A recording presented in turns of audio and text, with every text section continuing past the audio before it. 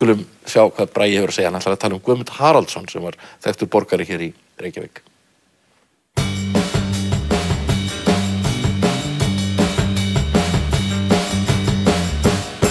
Heyrðu, Já. ég með voðalega merkilega mynd. Einu sinni sýndi ég þessa mynd útlendingi. Já. Og þá sagði maðurinn, útlendingurinn, hann var mjög menntaður í íslenskum fræðum. Er þetta Nóbelskáldið? Já, já. En þetta ekki Nóbelskáldið. Þetta Guðmundur Þetta Haraldsson. Guðmundur Haraldsson. Sjálfur skáldið. Sjálfur skáldið. Já, já, já. Og þessar myndir eru alveg frábærar. Þarna hélt hann konsert með stuðmönnum Já. upp í Hard Rock Café og stal alveg senunni. Já, já. Hann öskraði ljóðin sín og textana yfir fólkið. Já, já, já. Og ég fékk daginn dálítið að myndum af kallinum, sko. Hann var alveg óborganlegur. Hann var alveg óborganlegur. Sko, hann hélt til hjá mér í mörg ár. Sko, þetta eru foreldrar hans. Já. Haraldur Guðmundsson, trésmíðameistari og móðurinn. Og Leifur, bróður hans, sem orti þarna vísuna Ungu skáldin yrkja kvæði. Á þess að geta það. Á þess að geta það. Alþýðuhúsin í kvæði á þess að geta það. Já. En sko, þessi bróður hans, Magnús Haraldsson, hann dó í bílslysi. Já, já. Það var keyrt á þau hjónin fyrir núna 15 árum þegar þeir fóru út að ganga kvöldi og dóu bæði og hérna Guðmundur litli. Sem lítill dreng, já, já. Þetta dálítið sérstakar myndir. Það eru það, já. Og þetta Guðmundur á ungum aldri. Já, já, já. Og svo náttúrulega þessi mynd þarna af honum, þar sem tekin mynd af honum við tunnurnar hjá Iðnó. Það dálítið gaman af þessum myndum. En það hægt að segja mikið frá Guðmundi, hann náttúrulega ekki... Já, það voru nú ekki margir sem skrifuðu hann dáinn. Nei, en það gerðið þú. Já, ég gerði það. Það hérna smá greinum hann eftir kallinn. Já, hann var alltaf ævi sína örsnauður alþýðumaður, eignaðist ekki svo mikið sem kaffikönnum dagana. Já, hann átti ekki kaffikönnu. Nei. En síðustu 25 ára ævina sett hann saman afar sérstæða undirfurðulega prósateksta á atómkveðskap. Já, já. Já. En hann sko... Já, hver var þessi maður? Þessi maður var fæddur á Merkisteini á Eyrarbakka 1918 og hann ólst upp á Eyrarbakka og svo flutti fjölskyldan til Reykjavíkur og þar fór hann bara í verkamannavinnu. Og hann var verkamaður, hann var sjómaður í Hvítahafinu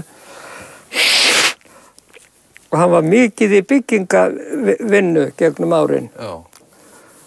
Svo hann til dæmis byggði Mokkahöllina, hann byggði Búnaðarbankann, hann byggði alls konar hús í miðbænum, sko, undir stjórn múrarameistara. Já. Og svo var hann líka teppabankari, hann var teppabankari hjá betri fjölskyldum í Reykjavík. Já. Og svo 50, þá rennur þau upp fyrir honum að hans sko líf eigi bara að snúast skáldskap.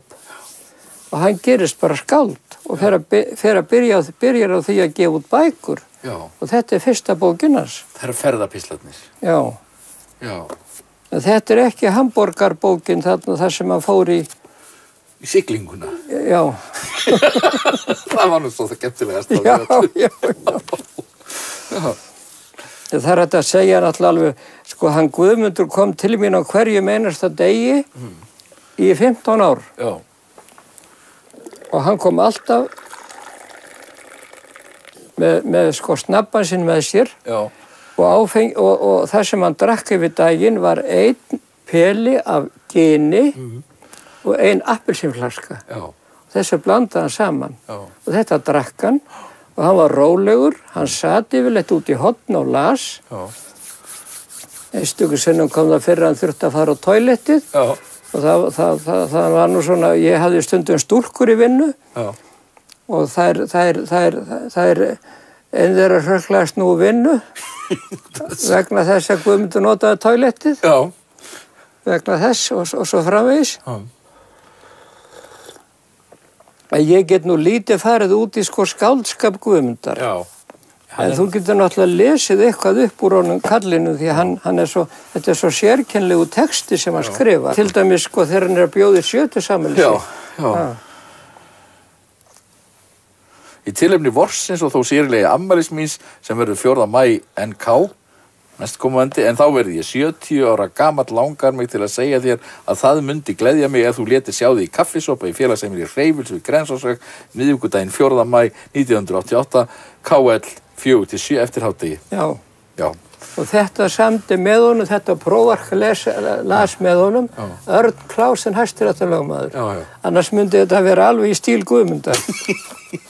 Og hérna er dagbók sem hann skrifaði, handskrifaði, kallinn. Það voru nefnilega nokkri menn sem höfðu smekk fyrir hann Guðmund og keyptu á honum bækurnar. Jú. Og þetta er dagbók, já. Og svo var það einhvern tíma, ég man nú ekki hvað ár þetta var, þetta verið svona 89 líklega, þá vildi þannig til að það hefði komið í heimsókn í búðina til okkar, sýslumaðurinn í Snæfellsnes sýslu, Jón Magnússon, mikill heiðursmaður, bróðir Gísla píanóleikara. Og syni Magnúsar Gíslasonar ráðuneytisstjóra í fjármálaráðuneytinu, mikið heiðursfólk. Og Jón átti 9 eða 10 börn, indæri strengur og gamall vinur minn. Þeir voru 2 Jón Magnússon, sko lögfræðingar í Reykjavík, annar var kallað Jón Rakari. Og það var þessi, af því hann var pynti rakari heldur en hinn. Þetta var göfumenna Jón. Og þeir sitja þarna inn á kaffistofunni í Hafnarstrætinu og eru að fá sér pynti áfengi og að rappa saman, Guðmundur Haraldsson skáld og sýslumaðurinn. Og svo líður á daginn og þá nú að fara að loka og ég segi við strákana að nú skulum við bara fara að loka og Jón segist, já, ég er að fara og allt í lagi og þetta var ekkert sko mikið fyllir í. Nei. Það teki eftir því að Guðmundur litli, hann er bara dauður. Hann er bara sofnaður í drykkjunni. Og ég hugsa mér, ég drösla bara kallinum út í bílinn minn því að bílinn minn var rétt hjá. Og ég er komin með kallinn, sko, hann á náttúrulega helmingi minna en ég. Jú. Og ég hélt á honum svona með annari hendi en gat varla haldið á honum því kallinn var seghelvíti í. Því hann var þéttur þó hann var lítill. Og ég er komin út fyrir búðardyrnar og þá bara heyri ég þá var bara löggan á ferð og þá var kínverski utanríkisráðherrann á Íslandi og þeir voru að koma þarna með hann. Lögreglan og fylgdarlið og öryggisveitir og allt þetta. Og ég er hérna með litla mannin í fanginu, var nú búin að sitja fram með töskuna og hélt bara utan litla mannin. Og svo er lestin eiginlega alveg verið að fara frá. Þá stoppar einn lögreglubíllinn. Og aftan í lögreglubílnum situr prófbúinn maður, ég veit ekki hver það var, ég hugsa að það hafi verið lögreglustjórinn Reykjavík, Böðvar Bragason sem þá var. Og út úr bílnum stekkur lögreglumaður og segir, ég ætla að hjálpa það með Guðmund og hjálpa mér að bera hann í bílinn. Og meðan þaut sko kínverski utanríkisráðherra fram hjá búðinni og meðan ég og lögreglumaðurinn vorum að draga Guðmund inn í bílinn sko. Það er alltaf gaman að þessu sko að Guðmundur skildi fara inn í bílinni fylgd kínverska utanríkisráðherrans. En hann átti marga vini í bænum. Hann átti fullt af vinum. Hann átti bankastjóra, hann átti ráðherra. Ég meina Jakob Frímann studdi hann vel. Það var margir vildu honum vel, honum Guðmundi. En það gerði hann engum manni neitt. Þetta var bara maður sem að gekk sína göngu einn. Hann var að vísa dálítið kvennamaður hann Guðmundur. Hann átti það til að konur sko löðuðu staðunum. Og hann átti í nokkrum fremur stuttum afferum gegnum ævina með konum. Hann sagðist helst vilja hafa þær dökkarðar, búlduleitar og hressilegar.